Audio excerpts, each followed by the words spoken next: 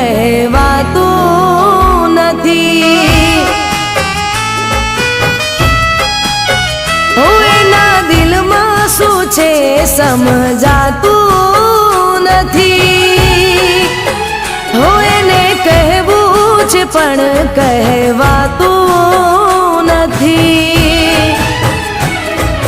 રોજ સમજાવું, હર ઘડી મનાવું, એના માટે રડીને કાંઈ નથી વળવાનું।